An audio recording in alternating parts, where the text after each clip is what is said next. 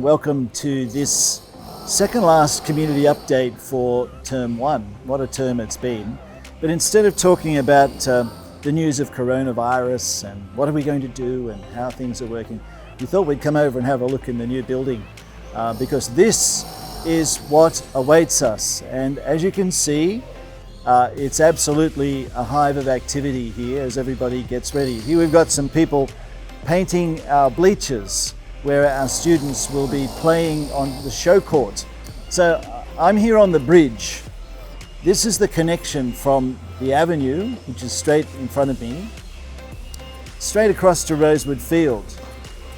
And you'll see how, despite the fact that it's a large building and made mostly of concrete and steel, you'll see how very open and light the building is. These courts are court 3, 4 and 5, and as you'll notice, the floor is being laid now in the last portion of court 3.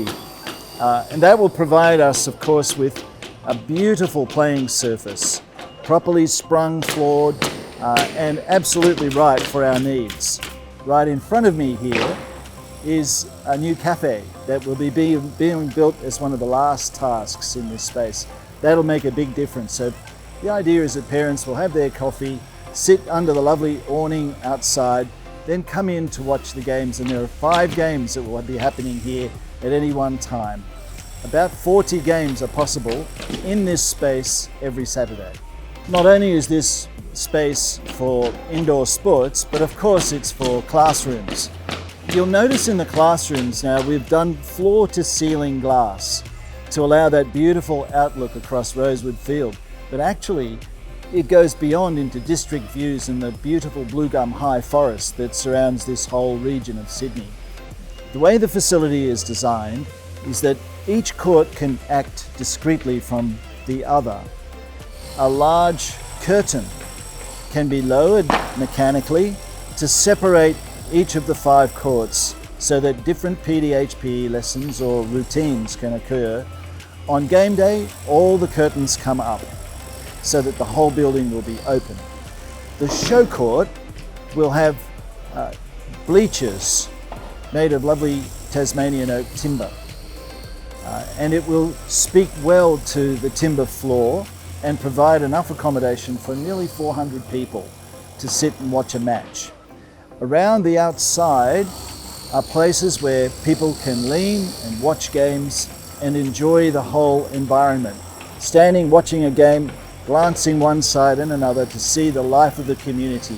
Despite the fact it's a large space, we should not get lost in it because the life of each individual person is celebrated. Human movement is rejoiced in as we move around this facility.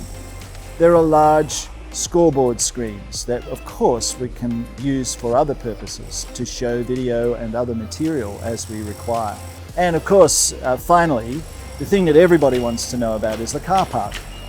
Now the car park will provide accommodation for about 175 cars, and that's a great blessing on our site.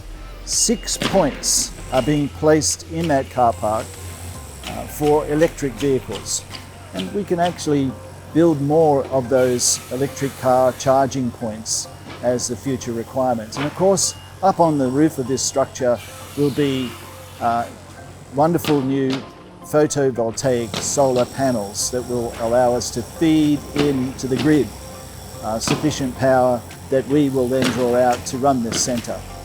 There will be many little hidden features that you'll discover over time in this space. Too many for me to list now. Wonderful finish around the top of the balustrades, the way in which the classrooms interact with an external space, the use of skylights, how the home and away change rooms allow comfort for everybody, an officials room, a physiotherapy table, a command centre for the whole space. All sorts of exciting things that you will in time discover. We wanted to share this with you now, whilst there's noise and activity going on, just to remind you that the life of the school goes on, that whilst we are surrounded by very difficult circumstances, we are planning for the future, and it's a really, really exciting time. We expect to be into the classrooms, God willing, if we're allowed to be, by the end of April, certainly by our resumption date on the 11th of May, will be in there, and the courts themselves only a day or two later than that. This awaits your return, and all of us are so eager to be in here and to celebrate the revival of a new future at Barker.